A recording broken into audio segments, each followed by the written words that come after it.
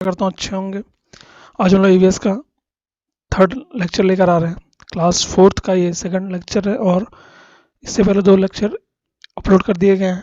Playlist में जाके आप देख सकते हैं उनको। आपकी ईवीएस की तैयारी में बहुत हेल्प करेंगे क्योंकि वो एनसीईआरटी के इंपॉर्टेंट पॉइंट्स जो मैंने कवर किए हैं उनकी बुक से लिए टॉपिक। तो चलिए स्टार्ट करते हैं। अगर चैनल पहली बार है चैनल को सब्सक्राइब कर दीजिएगा।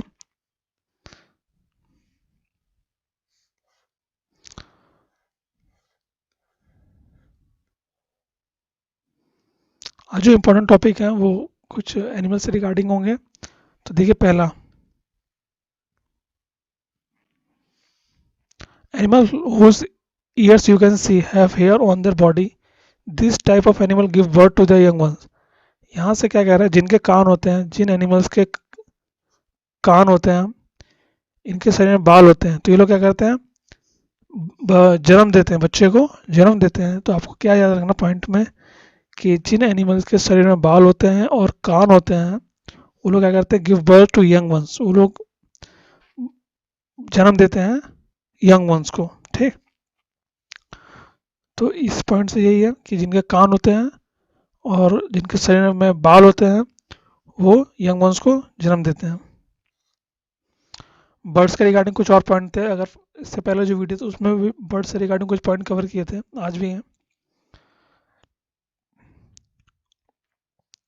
ए birds has tiny holes on the both side of its head. जो चिड़िया होती हैं इनके सर के दोनों तरफ छोटे छोटे छेद होते हैं। ठीक, इनके कान तो होते नहीं है, तो वो जो होल होते हैं उसी से लोग सुनते हैं। These holes are covered with feathers, they help the birds to hear. और जो होल होते हैं उनके चिड़िया के साइड साइड में, वो क्या करते हैं, इनको सुनने में हेल्प करते हैं। और वो कवर किससे रहते हैं, जो उनके पंख रहते हैं उससे वो कवर रहते हैं, इसलिए हम लोग को दिखाई नहीं देते वो जो बर्ड्स होती है उनके। Those animals that do not have ears on the outside do not have hair on their body. These animal lay eggs. और एक पॉइंट ये कि जिन एनिमल्स के शरीर में बाल नहीं होते या जिनके कान नहीं होते वो क्या देते हैं, वो अंडे देते हैं। जिन एनिमल्स के शरीर में बाल नहीं होते और उनके बाहर कान नहीं दिखते हैं, वो सब जो एनिमल होते हैं वो अंडे देते हैं। और जिनके शरीर में बाल होते हैं और जिनके कान दिखते हैं हमको, वो जन्म देते हैं, give birth to young once.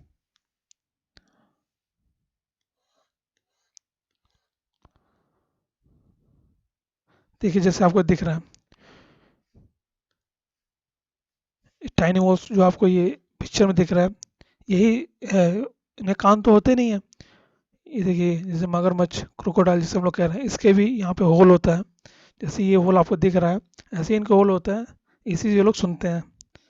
अपने सराउंडिंग में जो भी चीज़, कोई भी प्रतिक्रिया हो रही होती है, जो भी घटना हो रही होती है या कोई एनिमल आ रहा है, तो वो सब इनको इसी से सुनाई देता है, क्योंकि इनके कान नहीं होते, इसलिए इन्हीं इसी के थ्रू इनको सुनाई देता है। ठीक, क्रोकोडाइल में यहाँ पे होता है। तो आपको एक पॉइंट याद रखना है, you can see tiny holes on lizards head, these are its ear, ये इनके कान होते हैं।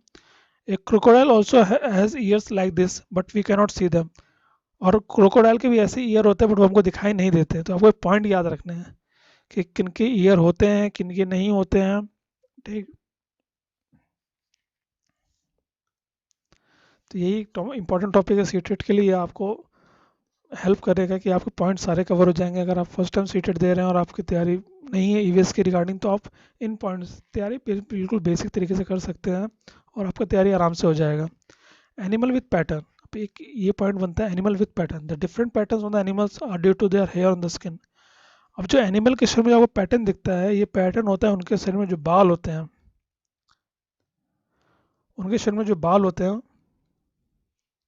उसी के थ्रू हमको पैटर्न दिखते हैं। जैसे आपको टाइगर दिख रहा है, जेब्रा दिख रहा है, इनके शरीर में जो भी पैटर्न दिख रहे हैं आपको बॉडी में, वो किसके कारण होते हैं, उनके शरीर में जो बाल होते हैं। ठीक है, आपको एक पॉइंट याद रखना है कि the different pattern on the animals are due to their hair on the skin. उनकी स्किन पे जो पैटर्न हमको दिखता है, वो पैटर्न दिखने का कारण ही यही है कि उनके शरीर में जो बाल होते हैं उसी के थ्रू उनके पैटर्न उनकी बॉडी में बनता है। ठीक, अगर इनको छील दिया जाए बालों को तो आपको कोई पैटर्न नहीं दिखेगा इन पे। ठीक, तो ये है एक पॉइंट एनिमल विथ पैटर्न का।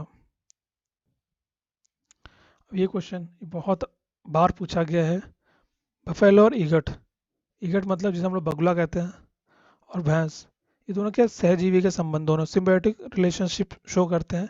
बगुला और भैंस क्यों शो करते हैं? क्योंकि जो भैंस के ऊपर जो कीड़े होते हैं छोटे छोटे, उनको बगुला खाती है, जिससे बगुला को अपना भोजन मिल जाता है, और भैंस के ऊपर जो कीड़े होते हैं वो भी खत्म हो जाते हैं, और सारे कीड़े इस पे, कोई कीड़ा बचता नहीं है इसके ऊपर, फिर छोटे छोटे इनको बगुले खा लेते हैं। इसलिए इनके जो रिलेशन होते हैं इनके बीच में, इसको सिम्बायोटिक रिलेशनशिप कहते हैं।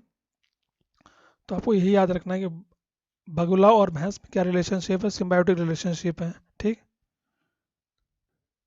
इसके बाद ये तो बहुत इंपॉर्टेंट टॉपिक है, ये कई तरीके से पूछ सकता है।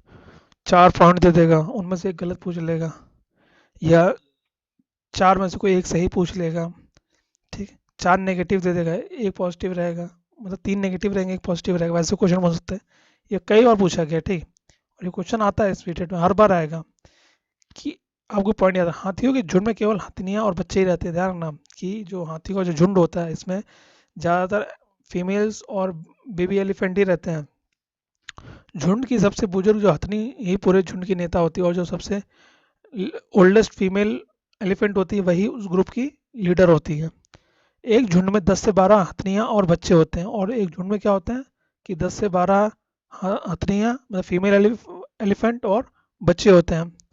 जब हाथी 14 से 15 साल के हो जाते हैं तो वह झुंड छोड़ देते हैं। अब जैसे ही जो मेल एलिफेंट है वो 14-15 ईयर के हो जाते हैं, 14-15 साल के हो जाते हैं, ये लोग ग्रुप को छोड़ देते हैं और अलग चले जाते हैं ग्रुप से।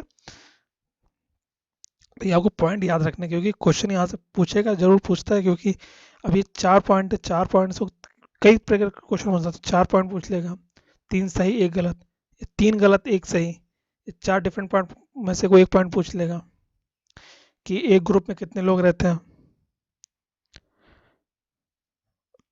ग्रुप का नेता कौन होता है। ठीक, ये सब। तो ये एलिफेंट से रिगार्डिंग कुछ पॉइंट है।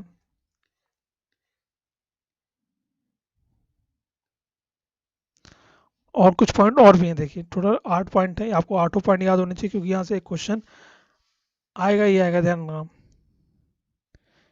ये 1 मार्क्स का फिक्स है, एक क्वेश्चन यहाँ से आना ही आना है। आपको 8 पॉइंट याद रहेंगे तो 1 नंबर आपका फिक्स है।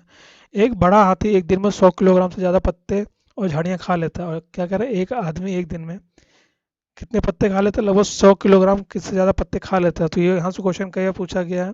ऑप्शन में आपको 200 किलोग्राम दे देगा, और आपसे वो पूछ लेगा कि सही है कि गलत है। 4 पॉइंट में से ये चेंज कर देगा, इसके 200 किलोग्राम कर देगा।